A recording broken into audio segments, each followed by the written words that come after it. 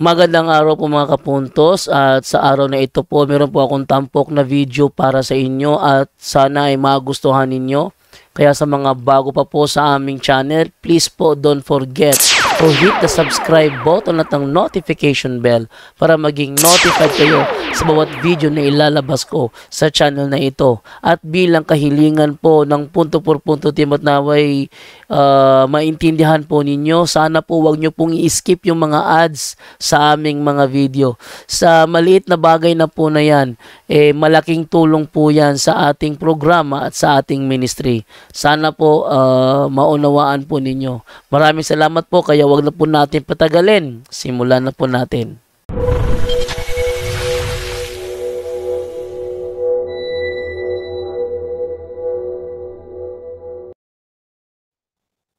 Okay, may tanong dito from Recollectados.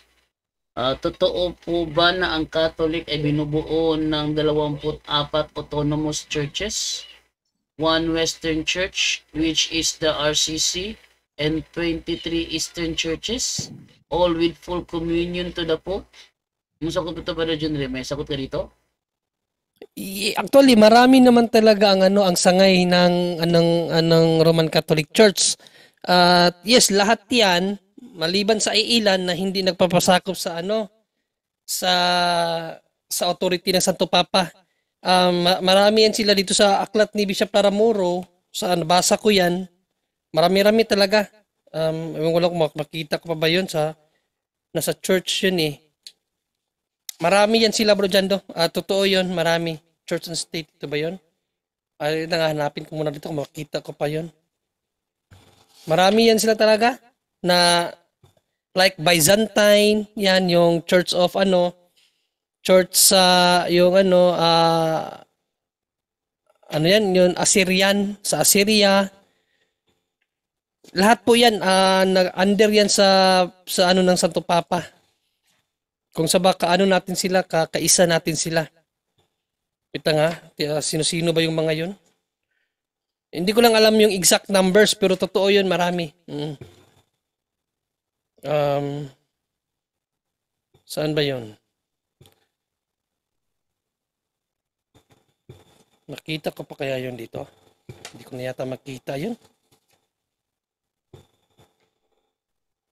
Saan ba yun?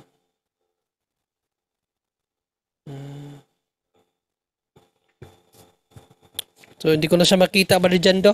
Basta, meron talaga bro, meron. Okay. Na, Ibang tanong dito from Tyra L. Crisostomo. Sabi niya, sino nakakaalam dito kung sino yung 666? Just asking again. Thanks in advance. Hehehe.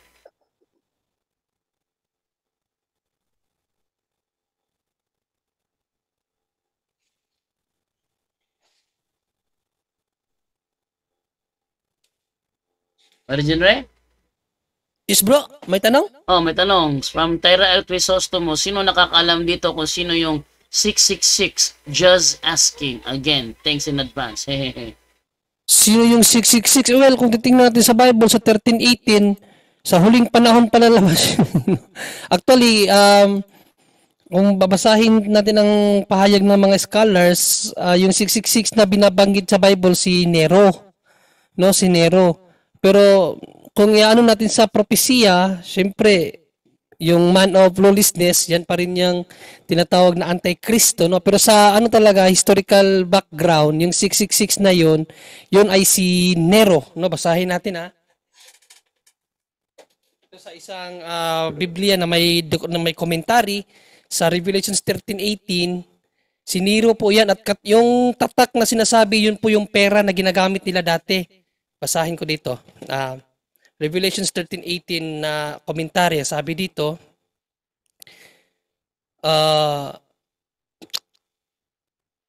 ito 17:18, the mark of the beast gives the power to buy and sell. It may refer to later first century coins. Ano daw? Later first century coins that bore the image of the emperor. Sino bang emperor noon? Si Nero. Di ba? The number of the beast, 666, is a code for the first century Christians. letters of the Hebrew alphabet represent numbers, and the Hebrew rendering of Nero Caesar consist of letters whose corresponding numbers add up to 666.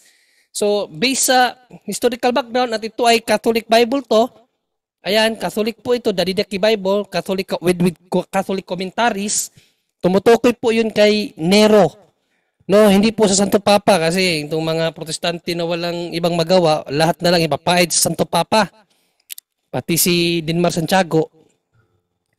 So yung 666 ay si Nero yon, no?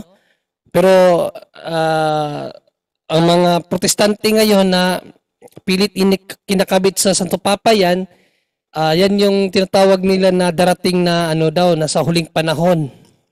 Sa huling panahon. However, darating man yan sa huling panahon kasi meron naman talagang antikristo na darating sa huling panahon. Ayon sa hula, kung yan pa rin yung sinasabing 666, hindi pa rin tutugba. Kasi yung antikristo na yun, ayon kay San Pablo, walang kikilalaning Diyos. Ang Santo Papa natin, napaka God-fearing yung mga Santo Papa no? So hindi pa rin yun sa Santo Papa, mga kapatid. At yun ay hindi pa hindi pa nahayag kung sino yung Antikristo na darating sa huling panahon. Pero yung 666 na binabanggit sa Bible, according sa mga scholars, si Cesar Nero yun. Barijando. Okay, may next naman tanong naman dito, si James Mallorca. Ano po ang mga verse na pwede ko ipanglaban sa usapan na rebulto? Oh, well, marami tayong verse na gamitin niya panglaban sa rebulto or pangdepensa sa rebulto? Malamang, siguro pangdepensa. Ano yung mga verse na pwede niya ipanglaban sa usapan na rebulto? Okay. Okay, so napakarami, no? Unang-una, kung titingnan natin sa Old Testament, ang templo ng Diyos ay may mga larawan ng kirubin, may larawan ng mga rebulto. So, ibig sabihin, ang Diyos ay hindi nagbabawal sa rebulto ng mga banal, like ng mga kirubin. Hindi ang ipinagbabawal ng Diyos. No, ang ipinagbabawal lamang ng Diyos ay yung rebulto ng mga Diyos-Diyosan. So yan po ang malinaw. Rebulto ng mga Diyos-Diyosan, yan po ang ipinagbabawal sa Exodo 20. No, na huwag kayong gumawa ng imahe ng mga Diyos-Diyosan. Imahe ng mga Diyos-Diyosan po. Ang mga rebulto ng banal, hindi po yan Diyos-Diyosan katulad ng kirubin. Actually, ang Diyos pa nga ang nagpagawa In Exodo 25:18 to 22, Diyos ang nag-utos na gumawa ng rebulto ng kirubin. Ngayon, diyan sa simbahan natin, ang pinakasinto ng rebulto na makikita natin sa altar ay ang rebulto ng Panginoon. Okay? So titingnan natin ang hula sa Isaias kung yan ba ay hinulaan na ba yan ng Diyos na magkakaroon ng rebulto ang Panginoon. O meron po yan. No? Basahin natin sa aklat ni Isaiah 19:19, basahin natin sa The New Living Bible or sa New Living Translation na Biblia, mga kapatid. No? Sa New Living Translation, ito ang ating mababasa. Babasahin natin, no? In that day, there will be an altar to the Lord in the heart of Egypt, and there will be a monument to the Lord at its border. So sa altar ng Panginoon, ayon sa hula ni Isaias, ay magkakaroon ng monumento ng Panginoon. O ngayon, question, sinong simbahan Barijando ang nakatupad sa hula na yan, Barijando? Natural, Katoliko. Kaya ako tinatanong Roman Catholic. Ngayon naman, sa mga banal, yung mga santo naman.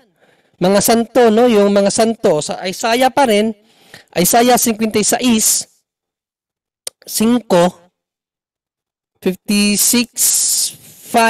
naman, basahin naman natin sa isang salin naman ng Biblia.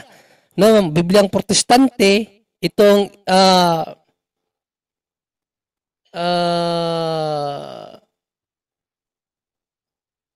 ano yung translation na yun? Yung nakalimutan ko yung translation. Nakalimutan ko yung translation ng Bible na English Standard Version. Yan, English Standard Version. Saan dito ang English ESV pala, ESV. Ayan, English Standard Version. Ito ang ating mababasa, mga kapatid. Okay? I will give in my house, ang nagsalita dito ang Panginoong Diyos. I will give in my house, ibig sabihin ng kanyang templo, kanyang simbahan, and within my walls a monument. Monument ng mga ano? Monument and a name. No? Monumento at pangalan. Better than the sons and daughters, I will give them everlasting name that shall never be cut off. So ang Diyos, ayon kay Isaiah, magpapagawa ng monumento ng kanyang mga hinirang. Kasi sa ano po nito is eunuch po ito. No? Eunuch po ang pinapangakuan nito, mga eunuch. Dito sa 4, I will, sa 4, sabi dito, for the says the Lord to the eunuchs, no? Mga eunuchs who keep my Sabbaths, who choose the things that please me and hold fast my covenant. I will give in my house and within my walls a monument, a name better than the sons and daughters. Alam niyo mga kapatid, ito mga eunuch sa New Testament, binanggit din yan sa Mateo 19. Yan po yung mga tao na sumunod sa Diyos na hindi po nag-asawa. Matthew 19:12. No, sa Matthew 19:12, ito po ang ating mababasa. For there are eunuchs, no, may mga eunuko who have been so from birth, and there are eunuchs who have been made eunuchs by men, and there are eunuchs who have made themselves eunuchs for the sake of the kingdom of heaven. No? So mayroon bang mga kinapon, mga eunuchs, mga servers of God na hindi hindi mag-aasawa para sa kaharian ng Diyos. So sila yung pinangakuan doon sa Isaiah na magkakaroon ng mga monumento. No, kung babalikan natin ng Isaiah 56:4-5, yung mga eunuko pinangakuan ng Diyos na palalagyan niya ng monumento na mayroong pangalan na hindi mawawala kailanman. Nabalikan natin na Isaiah 56:4-5. Balikan natin na 56:4-5. Ito po yung matibay na talata na mayroon talagang monumento para sa mga banal. For those says the Lord to the eunuchs. Ang eunuchs po sa Old Testament, sila po yung mga nagbigay ng buhay para sa hari, mag-serve sa hari na hindi na sila nag-asawa. Yan po ang eunuchs sa Old Testament. Who choose the things that please me and hold by covenant. I will give in my house and within my walls a monument and a name better than the sons and daughters. I will give them an everlasting name that shall never be cut off. Sino yan? Sa New Testament, sila yung mga hindi nag-asawa para sa kaharian ng Diyos. Matthew 19:12. Magkakaroon sila ng monumento. Yan ang sinabi ng Diyos. Kaya nga sa simbahan natin, makakakita ka ng monumento sa simbahan natin na sa bahay ng Diyos. Sabi, di ba? Sa bahay ko, sa bahay ng Diyos, yung simbahan, ay magpapalagay ako sa mga walls ng monumento ng aking mga pinili, mga hinirang, mga eunuchs, na bibigyan ko sila ng pangalan na hindi mawala. Kaya sa mga cathedral, makikita mo, halimbawa, St. Peter's Basilica, di ba? Ano ang pangalan ni San Pedro? St. Agustin Cathedral, andun ang monumento ni St. Agustin, andun din ang kanyang pangalan, hindi na yun mawala kasi ibinigay yun ng Diyos para sa kanila. Okay, so sa tanong kung may mga talata ba sa Bible na panlaban, yes, meron. No? Sa Panginoong Jesucristo, Isaiah 19:19, magkakaroon ng altar sa Panginoon at sa altar ng Panginoon andun ang kanyang monumento. Basahin niyo yan sa New Living Translation or the Living Bible Translation. At sa mga banal naman, Isaiah 56:4-5, no? Pinangakuan ng mga eunuko na palalagyan ng monumento ng ating Panginoon.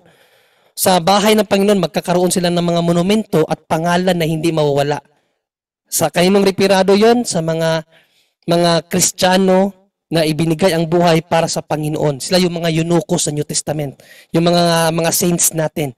So yan po ang matibay na talata na ibinigay ng Diyos sa atin na magkakaroon sila ng monumento. Yan na ba rin dyan, Do? Okay, so may ibang tanong pa dito from Repaso Jimboy. Bro, bakit sa modern Bible nato walay Mateo 17:21? Walay alin? Mateo 17:21. Sa modern ano nga? modern version, baka nasa footnote. Kasi Ano yung wala, bro? baka sa Mayang Balita Biblia tinutukoy niya, wala daw Mateo 17:21. Tingnan mo yung, meron ka ba Mayang Balita Wala nga, Biblia? wala. 19, 20, and 22. Well, Brother Nasa footnote Jando, yan. Tingnan mo sa footnote hindi sa lang baba. yan, hindi lang yan sa modern. Even sa magandang balita Biblia, may mga Biblia, Brother Jando, na yung magkasunod na verse pinag-isa. May Tingnan mga mo sa Biblia na Brother gano'n. John Ray, tingnan mo sa footnote sa baba. Kasi sa Magandang Balita Biblia, marami na akong beses nakaano niya, sinasabi ni Eli Soriano kasi, tingnan mo yung Magandang Balita Biblia, walang verse na ganito. So tinitingnan ko, nasa footnote pala nilalagay yung verse na nawawala sa taas. At saka may mga scholars kasi na mga translator, yung dalawang magkasunod na verse minsan pinag-iisa na nila eh. Yung dalawang mensahe pinag-isa nila kaya hindi mo na mababasa yung verse. Kasi yung verse kasi inilagay lang naman yan. Hindi naman yan talaga kasali doon sa paggawa ng apostol. So, inilagay lang yan ang verse para matandaan, madali nating matandaan yung talata. Yan ang purpose ng verse. Kahit palagyan yan o hindi, wala namang problema dyan. Kasi may mga translator talaga na yung dalawang phrases o dalawang verses pinag-isa kaya hindi mo makikita yung particular na verse pero magkasunod na yan. Halimbawa dito sa Mateo 17, 19, tapos 22 na agad. O sa dito sa 19:20, walang 21 pero magkasunod na yan 20:21 or 21:22. Pinag-isa na yan ng scholar.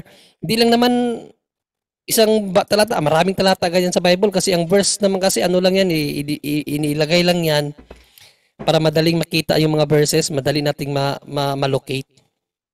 Okay lang yan, Brother Jando?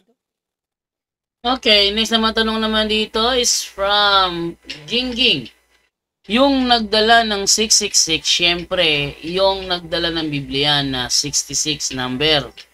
Langad sila ng mga tao na ba ito?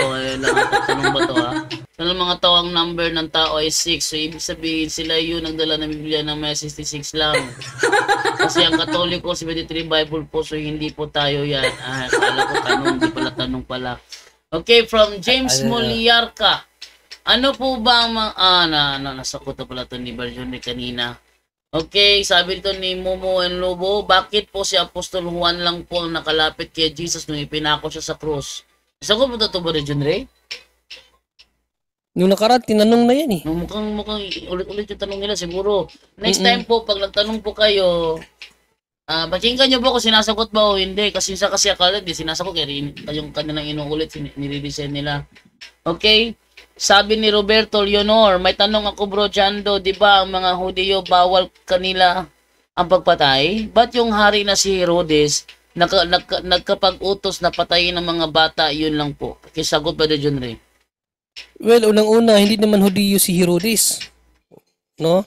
Siya po ay isang Romano. Hindi naman siya Hudiyo eh.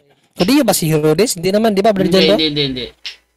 Siya ay isang Romano at ang reason bakit niya pinapapatay dahil nung dumating ang tatlong hari, kung titingnan natin yung talata sa Mateo, nasa Mateo 2 yan, nung dumating yung tatlong pantas o yung hari para hanapin yung Mesiyas, no? Kasi alam kasi ng mga hari na yun na sa propesiya ipapanganak ang isang Mesiyas, no? Mesiyas ang Kristo na kung titingnan mo kasi sa Jewish literature, ang Mesiyas na ito ay magiging hari sa lahat ng mga bansa. Dito sa basahin natin sa aklat ni sa aklat dito ni bigyan lang natin ng kunting history, biblical history para malaman nyo ang reason, ano? Halimbawa dito sa aklat ni Mika sa 2:4-5, itong hari na ito ay maging ruler of all, no, ruler of all. Basahin natin ha. Ito basahin natin. Sa araw na yaon ay magsisisambit sila ng talinghaga laban sa inyo. Mikas 2. Hindi to. Wait lang ha. Mika 2 ba yun? 2:5? 5:2. O 5:2 pala. Baliktad. 5:2, Micah 5 and 2. No? Umpisahan na lang natin sa 1. Ngayon ay mapipisan ka sa mga hukbo o anak na babae ng mga hukbo. Siya'y nangubkob laban sa atin. Kanilang hahampasin sa pisngi ang hukom ng Israel ng isang tungkod. Ngunit ikaw, Bethlehem. Itong Bethlehem, Ephrata, referado to sa lugar na kung saan ipapanganak ang Mesiyas, na maliit upang lumagay sa libo-libo ng Huda. Mula sa iyo ay lalabas sa akin ng isa na magpupuno ng Israel, na ang pinagbuhatan niya ay mula ng una sa walang hanggan. Kaya't kanyang ibibigay sila hanggang sa panahon na siya na nagdaramdam ay manganganak.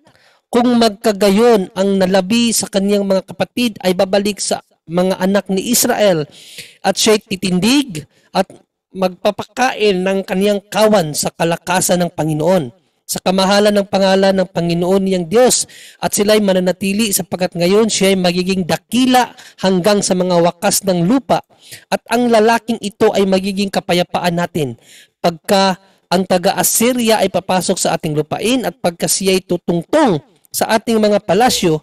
Tayo nga'y mga tindig laban sa kanya ng 7 pastor at 8 pinakapangulong tao. So based kasi sa hula, mga kapatid, ang Mesiyas ay magiging hari sa lahat ng mga bansa talaga yan, at pinuno ng Israel. So ang reason kung bakit pinapatay yun ni Herodes, hindi dahil siya ay isang Hudiyo na lumabag sa kanilang batas, hindi ganon. Dahil si Herodes unang-una hindi siya Hudiyo, no, siya po ay haring Romano. At yun nga, dahil sa takot niya na ayon sa hula ay natupad na. Yun kasi ang sinabi sa kanya na 3 hari, no, na nagpahinga doon sa kanyang palasyo. Sinabihan siya na pinanganak na ang Mesiyas ayon sa hula ganito, at ang bituin na yan ay ang tanda ng kanyang kapanganakan. At ang batang ito ay maghahari at ililigtas niya ang kanyang bayan. So ang reason kung bakit pinapatay yun ni Herodes, natakot siya na mapalitan ang kanyang pagkahari. Yun ang reason nun. Hindi dahil sa siya isang Hudiyo na linabag ang kanilang batas. No. Pinatay niya ang mga bata para mapatay sigurado yung Mesiyas na pinaalam sa kanya ang kinatuparan ng hula na maging hari sa buong mundo, lalong-lalo na sa bansang Israel, Brother Jando. Okay, thank you sa iyo, Brother Jenre. Daming tanong. Ito naman, lalo naman kay Kabaryo TV. Bro JD, good evening. Ask ko lang, saang verse ng Bible ang gumawa si Jesus ng alak? Well, sa Juan 2:1 hanggang Juan Lucas. Juan nga, sa Juan 2:1 hanggang 10 yan, mababasa natin dyan, or hanggang 11, no, na si Inang Bering Maria, nakita niya ang kalagayan ng kinasal na naubusan ng alak. Sa tradisyon kasi ng mga Hudiyo, mga kapatid, para malaman nyo, kapag ang isang selebrante maubusan ng alak, kahiya-hiya sa kanila yan. Yan ang tradisyon ng mga Hudiyo. Napakalaking kahihiyan para sa isang pamilya na nagdaos ng kasiyahan na hindi makapag-produce ng alak. So, nakita yun ni Inang Bering Maria, no? At si Inang Bering Maria bilang isang ina ng lahat, sinalba niya ang kahihiyan na iyon na pwedeng danasin ng pamilya. Kaya sinabihan niya ang kanyang anak, wala na silang alak. Si Panginoong Jesucristo, kahit na hindi pa niya panahon, wala siyang nagawa dahil ang ina ang kanyang humiling. At doon, hindi siya gumawa ng alak, kundi nagbilagro siya, yung tubig, ginawa niyang alak. Hindi siya gumawa ng alakan na nagpiga ng prutas para maging alak. Hindi. Yung tubig, miraculously, ginawa niyang alak. Yun ang konteksto nun, Brother Jando.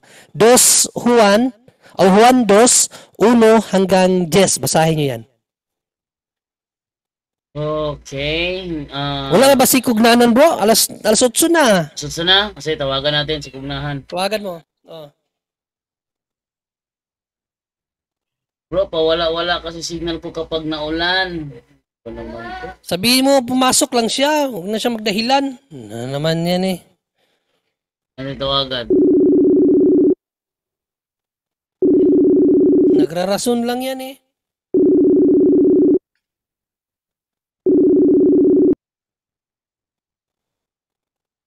No answer, pinatay niya bro. Wala talaga. Isang buwan na yan. Isang buwan na niya akong pinapasa ba dyan do.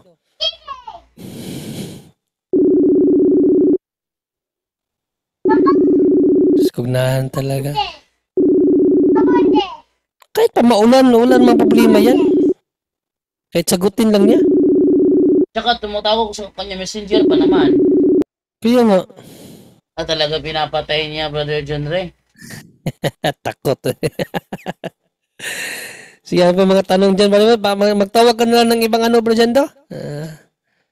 Wala bang mga kapatid nating protestante dyan na pumasok? Wala. Try ko mag-send ng ano ng link kay Jerwin. Offline si Jerwin. Ito. Sindan ko to ng link. Wait lang ha. Sabi ni Recollectados pa do John Ray, pwede po kita gawing mentor bilang CFD. Kapatid, may punto por punto na tayo. Ano, mas marami magagaling dito. Dito nag-aaral naman na tayo gabi-gabi bro. So dito na lang. Kasi madagdagan na naman yung oras ko. Mahirapan ako bro, no? Hindi ako makapangako na magbigay ng oras sa iyo bro, Recollectados. Dito na lang tayo bro sa punto por punto at marami pa tayong matutunan kasi marami kaming sumasagot at marami nagbibigay ng ano ng tawag dito ng knowledge. Pasensya ka na Recollectados ha. Medyo ano kasi yung oras ko sa trabaho bro mahaba, 13 hours kasi yung trabaho ko, so mahirap mag-mentor bro, Recollectados. Talaga mahirap mag-mentor talaga kapag ano kapag ano tayo. Okay, so hindi pa clear kasi wala pang ano si Gerald. Bro, ba't mo pinapatay yung call?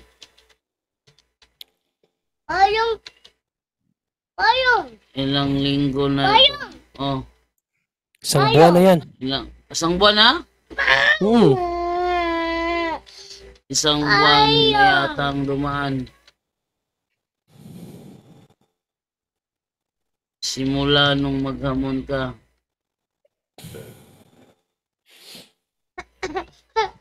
Palong na to, palong. Sige, itong palong, bebe. Ito palong, bebe, palong. Sabi, diba yun? Okay, so dami pa tanong dito sa'yo dyan. Walang tanong dyan sa'yo? Dami tanong dito sa akin eh. Si Kabalay TV, sabi niya, ayon sa MCGI, di daw makapurma mga CFD nung buhay pa. Ngayon dumami na CFD dahil wala na si Soriano. Totoo ba ito bro John Ray? Ikaw sumagot dyan ba dyan?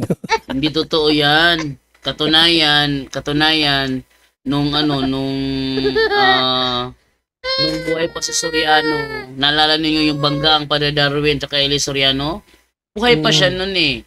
Actually, nagalit si Soriano sa amin, pinabagsak yung YouTube channel namin. Kasi, ano yung reason niya? Yun daw ay, not meant for us daw. Not meant for us. Ba't daw namin ginagamit yung video niya? Hindi daw yun para sa amin. So, yung EDD production inutusan ni Eli Soriano ipabagsak ng YouTube channel namin. So, dito to yung sinasabi niya na kaya lang tayo nag-iingay dahil patay na siya. Actually, inagalitan niya si Mel Magdaraog, ba't kasi kinontak pa kami? Kasi kinontak pa kami. So, ibig sabihin, buhay pa si Soriano, nagsasalitaan na kami. Ang kaso nga lang, ayaw niyang humarap. Yung sinasabi niya kasing puno sa puno, is diskarte niya lang yun para hindi siya makadebate ng mabibigat. Bibigat kasi ang gusto niya kasi, si Iranyo Manalo, yung Santo Papa, akala mo Santo Papa hamunin mo? Ibigyan kayo ng pagkakataon niya, ang dami mga CFD, ba't ako pa hahamunin mo? Ano yung mga CFD na kalibel mo lang, ba't ako hahamunin mo? Taas naman ng pangarap mo. Yun ang ano ng Santo Papa doon. Ngayon, si Soriano naman, halimbawa, si Iranyo hinahamon siya ni Ramil Parba na magdebate sila. Anong response ni Eli Soriano? Kailangan pumirma daw si Ramil Parba ng kasulatan na kapag natalo siya sa debate, talo na ang buong Iglesia ni Cristo.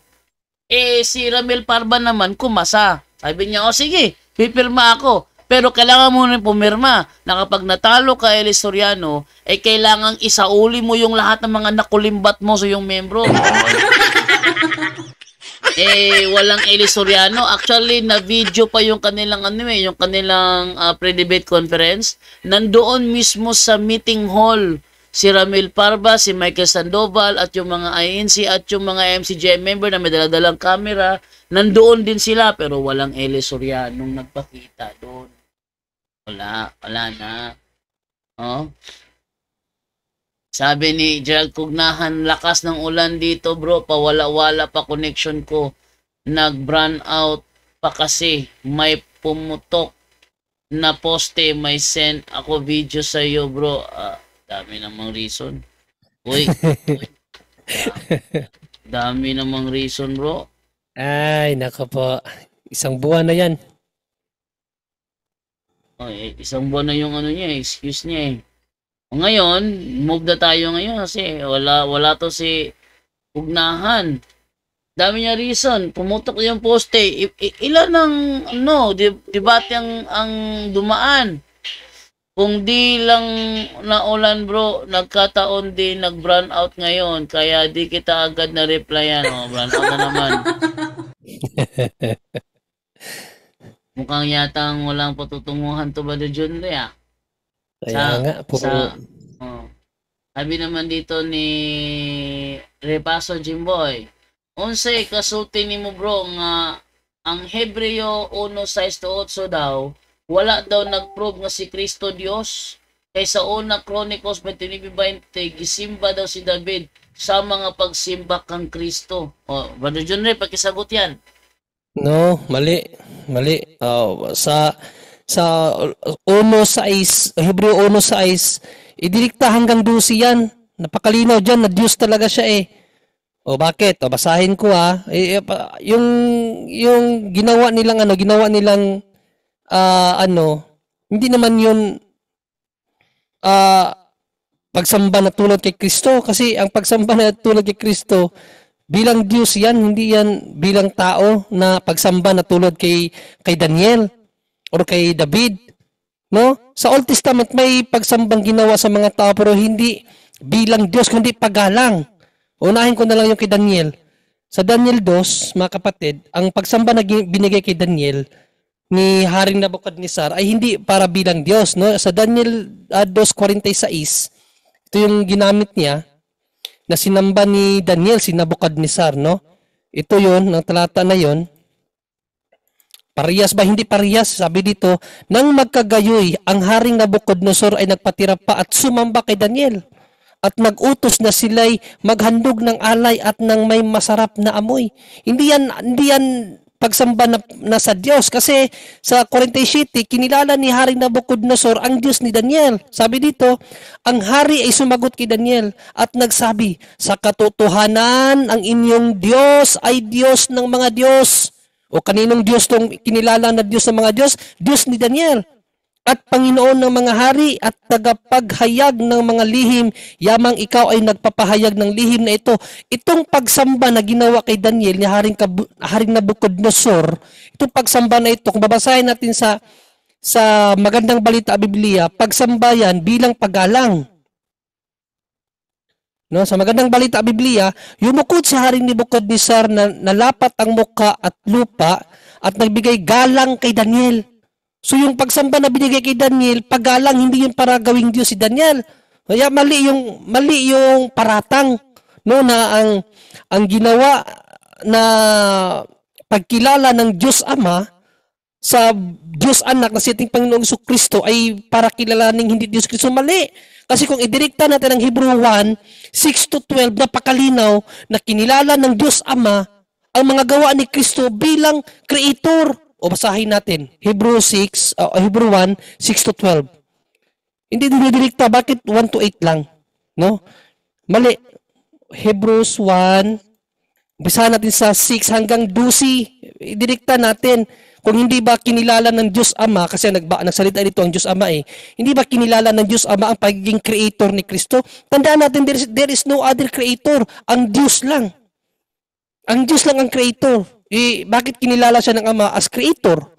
Ano ibig sabihin nun? Ibig sabihin, ang nag-iisang Diyos na creator ay mayroong tatlong ibang persona, Ama, Anak at Espiritu Santo. O basahin natin Hebrews 1, 6 to 8. At nang isusugo na ng Diyos ang kanyang panganay na anak sa sanlibutan ay sinabi niya, dapat siyang sambahin ng lahat ng mga anghel ng Diyos. Dapat siyang sambahin ng lahat ng mga anghel. Bakit siya pinapasamba kung hindi siya Diyos? Di ba bawal sa Bible ang sambahin ang sinuman?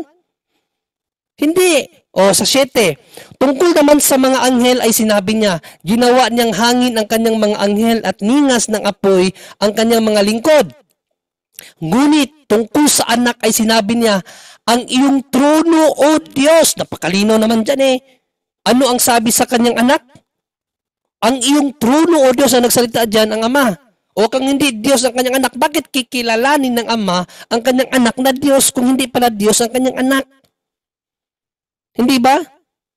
O, ay magpakailanman, ikaw ay maghaharing may katarungan sa 9.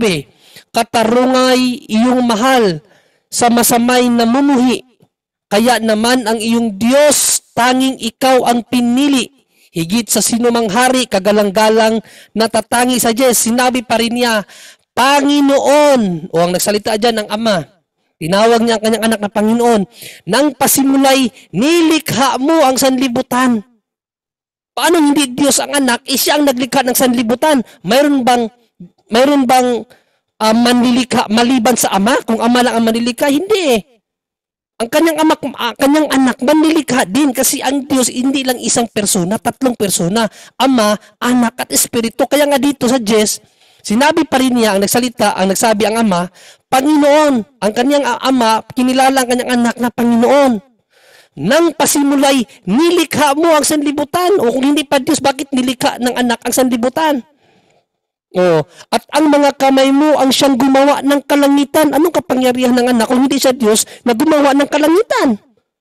11, maliban sa iyo, lahat ay lilipas at tulad ng damit, lahat ay kukupas. Maliban sa anak, ang lahat ay lilipas at tulad ng damit, lahat ay kukupas. Ibig sabihin, ang anak Diyos. Kasi ang Diyos ang hindi lumilipas, hindi nagbabago, Diyos. 12, at ililigpit mong gaya ng isang balabal at tulad ng damit, sila'y papalitan, ngunit mananatili ka at hindi magbabago. Walang katapusan ang mga taon mo. Ano daw yung anak? Mananatili ka at hindi magbabago. Sino ba yung being na hindi nagbabago? O Malakias 3:6.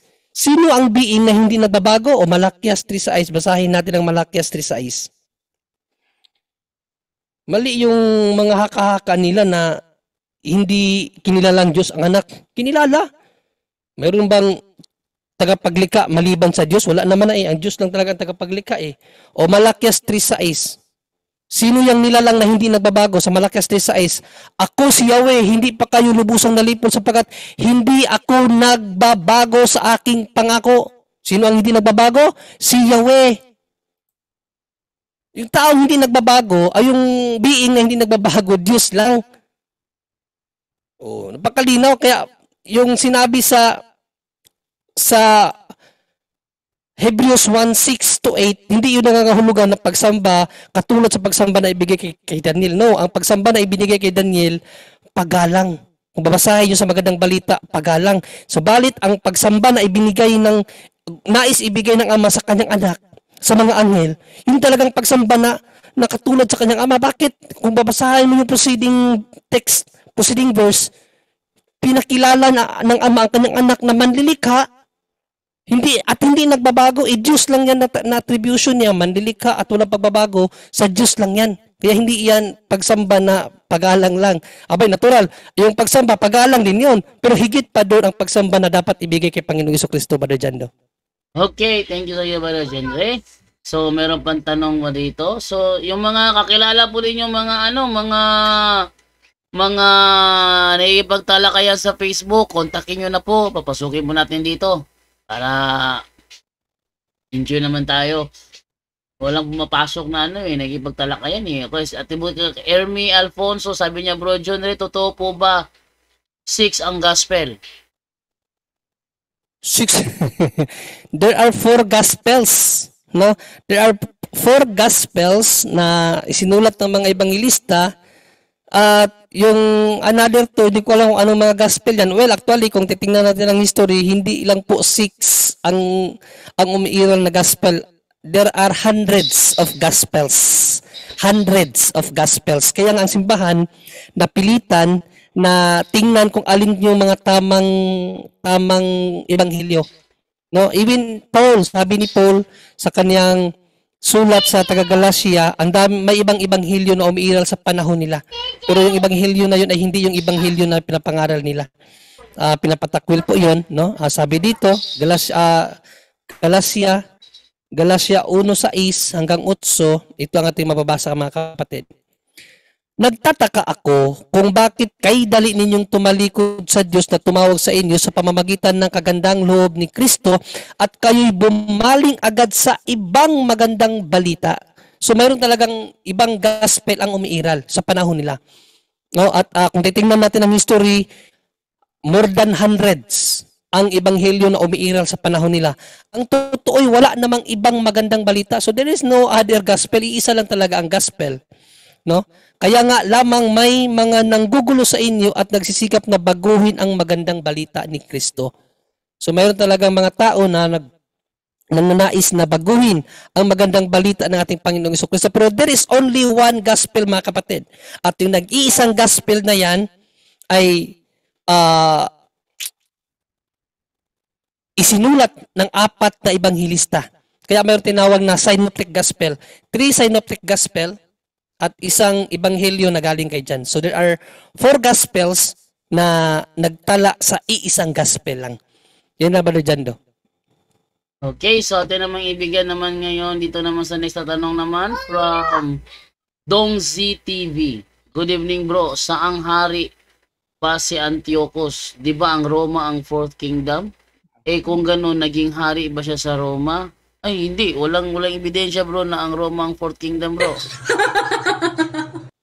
Actually, walang maituro yung mga Seventh-day Adventist kung sino yung mga naging hari sa Roma na napabilang sa hula ni Daniel. Wala. Kasi wala silang matukoy na hari sa Roma na 3 na pinatay ng isa na siyang pinakamakalakas sa kanila. Wala silang maturo nun.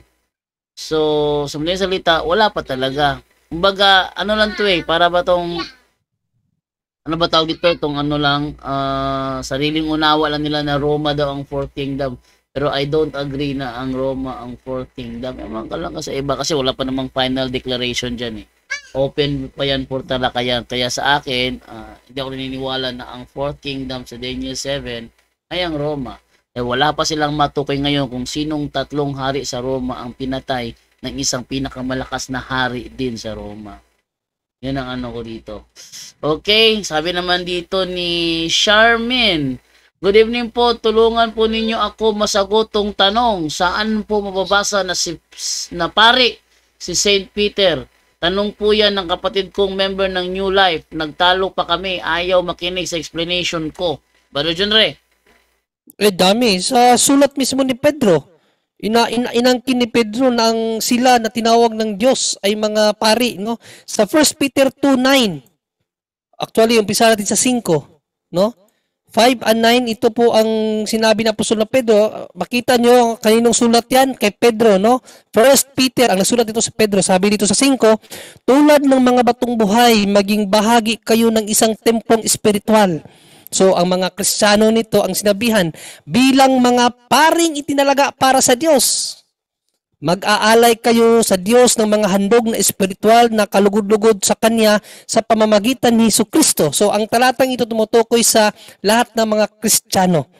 Dahil tayo, bilang mga Kristiyano na tagasunod ni Kristo, tayo din ay mga pari. No? Tawag sa atin ay common priest. Common priest. No? Ang mga alagad tulad nila ni San Pedro, at yung mga pari natin ngayon na sila Father Darwin, sila naman ang mga ministerial priest. Sila ang gumagawa ng gawain sa altar. Sa 9 yan. Sa 9 ito ang ating mababasa. Ngunit kayo ay isang lahing pinili, mga maharlikang pari, isang bansang hinirang, bayang pag-aari ng Diyos, pinili upang maghayag ng kanyang kahangahangang ginawa. Siya ang tumawag sa inyo mula sa kadiliman patungo sa kanyang kahangahangang kaliwanagan. Sa sulat mismo ni Pedro, no, inamin niyan ang mga Kristiyano ay isang maharlikang pari, isang bansang hinirang, bayang pag-aari ng Diyos, pinili upang magpahayag ng mga kahangahangang ginawa niya. Isa sa kahangahangang ginawa natin Panginoong Jesucristo, mga kapatid, yung pag-consecrate niya sa tinapay at wine. Ginawa niyang tunay na laman niya at tunay na dugo at mga kaparian lamang ang gumawa niyan. Kasama si San Pedro dyan, Barejando. Okay, next naman tanong naman dito is from Timothy Lagman. Good evening po. Pwede bang matulungan, maliwanagan? Ako kasi may nakita po ako regarding sa Great Schism. Kung na-split to half ang Catholicism, makonsider din ba natin na totoong simbahan din ang Orthodox? Well, historically, yes. No, historically, yes. Traditionally. Kasi ang Orthodox at ang Western Orthodox at Eastern Roman Catholic, iisa lang naman yan eh. Iisa lang yan, iisang ano lang yan, puno, no, nag-split lang. No? Nag-split. Ibig sabihin, hindi siya katulad ng mga Protestante na parang mga kabuti. No, ang Eastern Orthodox kasabay siyang namamayagpag for 1,000 years. No, for 1,000 years kasabayan sila, namamayagpag yan. No? Ang Orthodox at ang Roman Catholic. Nagkaroon lang talaga ng hindi pagkakaunawaan sa doctrinal aspect.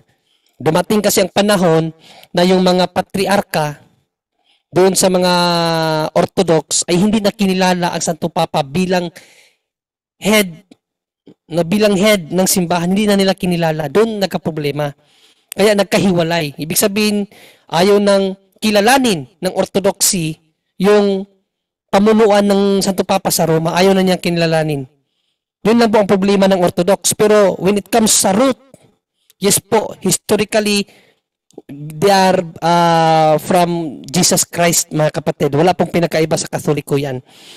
No, hindi lang talaga nila matanggap na pinamunuan ng Santo Papa ang kabuuan ng Santa Iglesia. Actually, si Pope Paul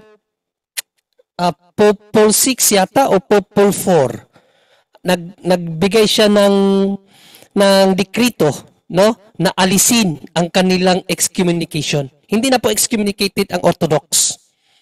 No? Tinanggal na po yung excommunication nila. Kaso lang, magpasa hanggang ngayon, ayaw pa rin nila kilalanin ang power ng Santo Papa bilang head of Universal Church. Kaya, under pa rin sila or nagkasala pa rin sila ng schism. Schism is, ano pa rin po yan, para na rin po iyang pagtalikod. No, wala pong pakiibas pagtalikod yan. Inalis na yung official na sila ay excommunicated, no? Inihintay na lang ng simbahan na talagang makianib sila. Bumalik sila sa simbahan, kilalanin nila ang Santo Papa.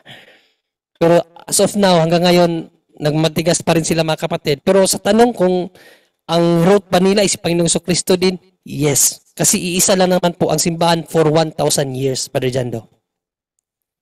Okay, next naman, ito naman tayo kay sa WhatsApp na makukuha naman si 9230. Hello po, good Wala pa rin si Conrad Borjando, no? Hindi na talaga pumasok. Hindi daw, kasi ang gusto niya, Miyerkules na lang daw, last na daw yung ano niya. Sa Miyerkules daw, payag ka? Oh, well, pang umaga man ako doon, pero ang kasi, ang programa kasi natin ng Maantala eh. Ating i-request kung sino nakatopic sa Merkulis, ikaw na muna. Ulit kayo. Wala man akong problema dyan kasi pang umaga naman ako this week, palagi akong nandito sa gabi. Ang naano ko lang siyempre yung mga iba nating kasamahan ba, baka mag-ano sila. Ako wala akong problema ba dyan do. Ikaw ang magano kasi ikaw Walang naman, problema sa akin. ano ka naman, ikaw naman ang may power dito eh. Kami, ano lang walang naman kami problema sa na kasi kung ating pipilit yung ating gusto sa kanya, baka walang mangyari. Kaya, ito na lang ating gawin natin. Pagbigyan na lang natin siya sa kanyang nais at baka wala na siyang ibang dahilan. Kasi pag ito pa rin nangyari, wala na. Wala na. Sige. Sige, sa Merkulis na lang. Basta ikaw bahala ah. Final na yung final na yun. Oh, last na yon. Okay, dito naman tayo sa si Bes ang hinahamon yung sa tingin niya kaya niya. Yung hinahamon niya yung sa tingin niya kaya niya. Okay, next na tanong naman ating ulitin. Ito ay galing sa WhatsApp 9230. Hello po, good evening po. Tatanong ko lang po sana kung ano po dapat ang sinasabi kapag itinataas ng pare ang ostiya o ang wine ng pare habang tinataas din ng kamay bilang pagtanggap ng katawan at dugo ni Kristo ng mga kamay ng mga sumisimba. Salamat po. Ano daw ang sasabihin na Brother John Ray? Well, dito sa may first catechism, basahin lang natin kasi hindi mo tayo mga pare. Pero ang sinasabi dito kapag Eucharist, tingnan natin ako ano yung sinasabi ng mga pare. Kasi baka magkamali din tayo. Kasi panalangin yan para maging bread and wine yung laman at dugo yung bread and wine. Hanapin ko lang nasaan na yung sa Eucharist, ito yung sa Eucharist.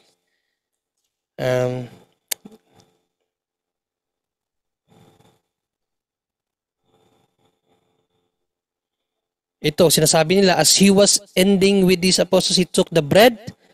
So itong ginagawa ng mga parino, he took the bread, and when he had said the blessing, break it and gave it to them, he said, take it, this is my body.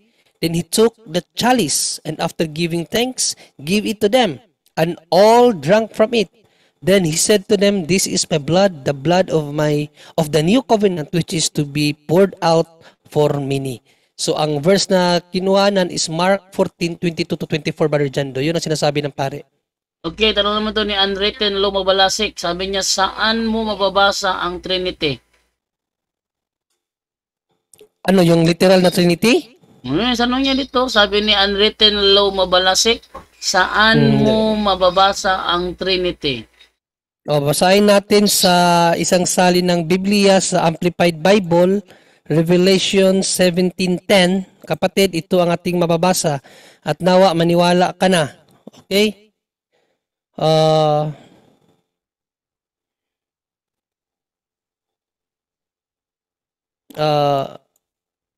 Siya logi dito. Kasi tayo may mababasa din Trinity, siya wala siyang mababasang oneness. Siya wala. Ito, basahin natin. And in a loud voice they cried out, saying, salvation belongs to our God who is seated on the throne, and to the Lamb our salvation is the Trinity's to give.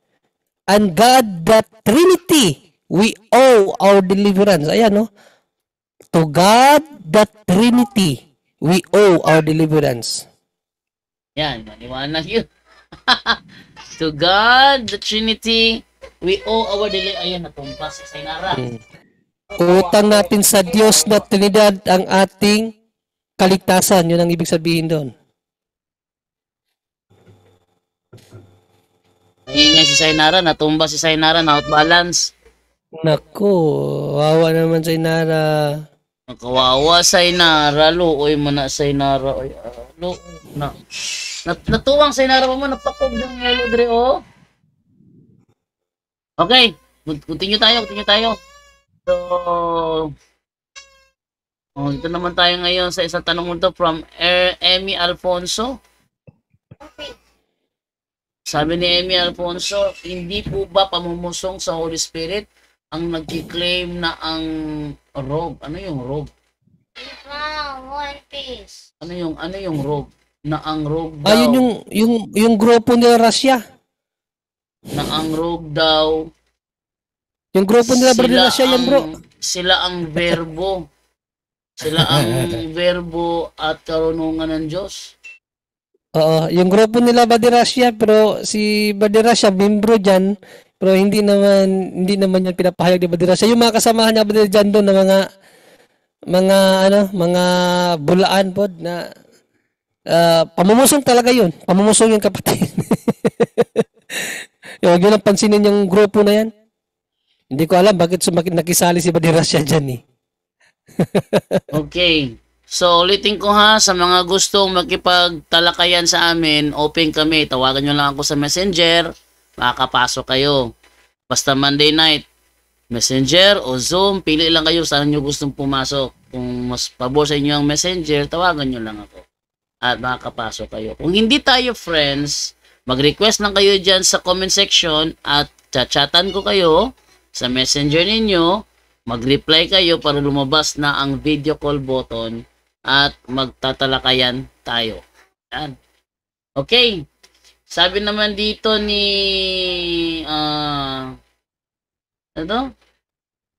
wait lang ha. Rod Solar, mas huwad ang inyo dahil tatag lamang kayo ng tao. Charles Tasser. At ano pala to si ano? Unwritten Lumabalasik, saksi ni Pataka pala to. Okay. Si Benjamin Baluyon, baba sa mga bula, mga ngaral, nagpayaman sa kanilang sarili, ang sumunod sa kanilang aral, naging panatiko, ang referensya, naging diferensya.